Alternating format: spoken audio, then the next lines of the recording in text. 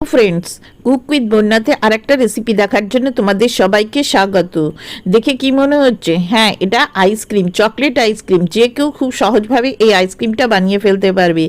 सामनेई रक्षा बंधन आसछे, सेखाने तोमरा निजेर हाथे एरकम एकटा आइसक्रीम बानिये तोमादेर भाई बा दादादेर एरकम भावे सार्व करते पारो। पुरो रेसिपिटा शेष पर्यन्त देखार अनुरोध रइल। बानाते मात्र 5 থেকে 7 मिनिट समय लागबे। আর এইরকম নিত্য নতুন সহজ রেসিপি দেখার জন্য অবশ্যই চ্যানেলটাকে সাবস্ক্রাইব করে আমার বন্ধু হয়ে যাওয়ার অনুরোধ রইল। তাহলে let's start this recipe easy cook with me.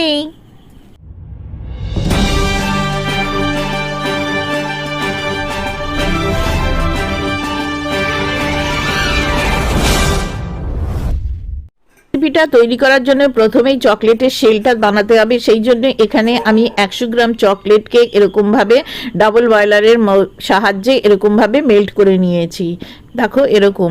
এবারে এটাকে নেড়ে একটু ঠান্ডা করে নিতে হবে। এটা যত ভালো করে নাড়বে তত কিন্তু চকলেটে গ্লেজ আসবে। এবার এরকম একটা সিলিকনের মোল্ড নিয়েছি, নিয়ে তার ভেতরে অল্প অল্প করে চকলেট দিয়ে দিচ্ছি।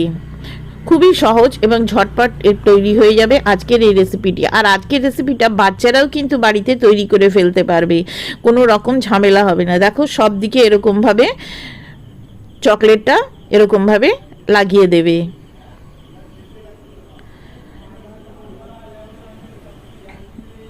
ঘুরিয়ে ঘুরিয়ে যাতে পুরো জায়গাটা খুব সুন্দরভাবে এরকম করে লেগে যায়। এবারে যে এক্সট্রা চকলেট আছে সেটা এরকমভাবে এখানে দিয়ে দেবে। দেওয়ার পর এবার এটাকে কিছুক্ষণ আমি ঠান্ডা হতে দেব। কিছুক্ষণ ঠান্ডা হয়ে যাওয়ার পর দেখো হাতে লাগছে না, আবার একটা কোট দিয়ে দেব। ডাবল কোট না দিলে যখন এটাকে তুমি বার করবে আইসক্রিমটাকে তখন কিন্তু ভেঙে যাওয়ার সম্ভাবনা থাকে, সেই জন্য অবশ্যই ডাবল কোট করবে। আবারও একটু চকলেট দিয়ে ঠিক এরকমভাবে ঘুরিয়ে ঘুরিয়ে চারিদিকে এরকমভাবে কোট করে দিচ্ছি। দিয়ে এবার এটাকে একটা সাইডে রেখে দেবো। আর এখানে আমি একটা বারবানের বিস্কুটের প্যাকেট নিয়েছি। তোমরা চাইলে এখানে ওরিও বিস্কুটও নিতে পারো। এবার এই বিস্কিটটাকে ছোট ছোট টুকরো করে ভেঙে নিতে হবে, কেননা আইসক্রিমের ভেতরে এরকম একটু বিস্কুট পড়লে কিন্তু খেতে ভালো লাগে। এবারে এরকম একটা হামানদিস্তার দিয়ে এটাকে এরকম ক্র্যাশ করে নিতে হবে। খুব বেশি গুঁড়ো করার দরকার নেই, কেননা মুখে পড়লে একটু খেতে ভালো লাগবে। ঠিক এরকমভাবে গুঁড়ো করে নেব। এবারে একটা বোল নিয়ে এখানে হাফ কাপ মতো আমি হুইপড ক্রিম নিয়েছি। দেখো হুইপড ক্রিম নিয়েছি। নিয়ে এবার এটাকে আমি বিট করে নেব। খুব ভালো করে বিট করতে হবে যাতে এটা ফ্লাফি হয়ে যায়। 2 থেকে 3 মিনিট করলেই কিন্তু এটা হয়ে যাবে। খুব বেশি কেকের মতো ডেকোরেশনের জন্য যেরকম করে ওরকম করার দরকার নেই। এবারে অল্প অল্প করে বিস্কুটের গুঁড়োটা এর সাথে দিয়ে ভালো করে মিশিয়ে নেবে। বাকিটুকুও দিয়ে দিলাম। খুব সহজেই কিন্তু তৈরি হয়ে যায়, কোনো রকম ঝামেলা ছাড়াই এটা তৈরি করতে পারবে। আর তোমাদের কাছে যদি হুইপড ক্রিম না থাকে তার পরিবর্তে আমুলের যে ফ্রেশ ক্রিম আছে সেটাও কিন্তু ব্যবহার করতে পারো। এবারে সব এটা অনেকটা ঠান্ডা হয়ে একদম জমে গেছে চকলেটটা, দেখতেই পাচ্ছ। এবারে এই ক্রিমটা দিয়ে এটাকে সম্পূর্ণ ভর্তি করতে হবে। ভর্তি করার পর এটাকে আমি আধ ঘন্টা মতো ফ্রিজে ঠান্ডা হওয়ার জন্য রেখে দেব। একটু ট্যাপ করে নেব। দেখো এবারে এটাকে বের করে এনেছি। নিয়ে বাকি যে চকলেটটা ছিল সেই চকলেটটা দিয়ে এটাকে পুরো এরকমভাবে কভার করে দিয়ে আবারও একটু ফ্রিজে 1 ঘন্টা মতো এবারে রেখে দেব। 1 ঘন্টা পর বার করে আনবে। দেখো কত সুন্দর তৈরি হয়েছে। তাহলে এই রেসিপিটা তোমরা বাড়িতে বাচ্চারা থাকবে তারাও কিন্তু আজকের এই রেসিপিটা তৈরি করে ফেলতে পারবে। আর এইরকম একটা রেসিপি বাচ্চাদের দিলে কিন্তু খুব মজা করেই খাবে।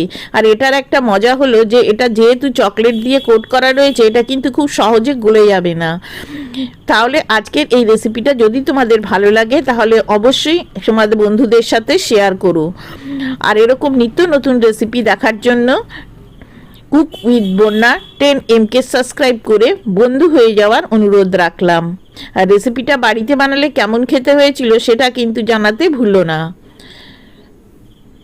তাহলে আজকে আসি, আবার অন্য কোনো দিন অন্য কোনো রেসিপি নিয়ে তোমাদের সাথে আমার দেখা হবে।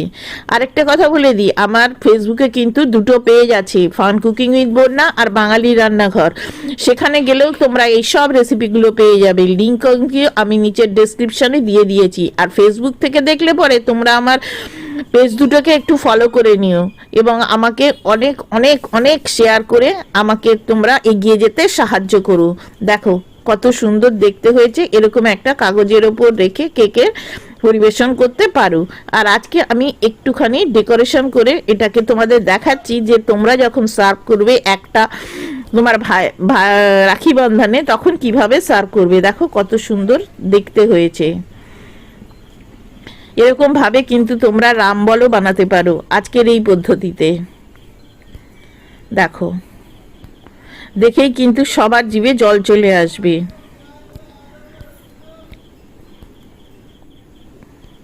এবারে দেখো এখানে প্লেটে একটুখানি চকলেট সস যেটা আছে সেই চকলেট সসটা এরকম ভাবে নেবে, নিয়ে একটা কাঁটা চামচ দিয়ে এটাকে বলে ফুড আর্ট। এরকম ভাবে আমি চারিদিকে এটাকে এরকম করছি যেন মনে হবে যে এরপর দিলে এটাকে বেশ চারিদিকে স্ল্যাপ হয়ে গেছে। দেখো ঠিক এরকম ভাবে করে নিলাম, নিয়ে এর ওপরে একটা ওরিও বিস্কুট দিচ্ছি, দিয়ে যে আইসক্রিমটা সেটা এর ওপর দিয়ে দিলাম, দিয়ে এরকম ভাবে সুন্দরভাবে একটা ডেকোরেশন করে সার্ভ করো। তাহলে আজকে আসি, আবার অন্য কোনো দিন অন্য কোনো রেসিপি নিয়ে তোমাদের সাথে দেখা হবে। Thank you.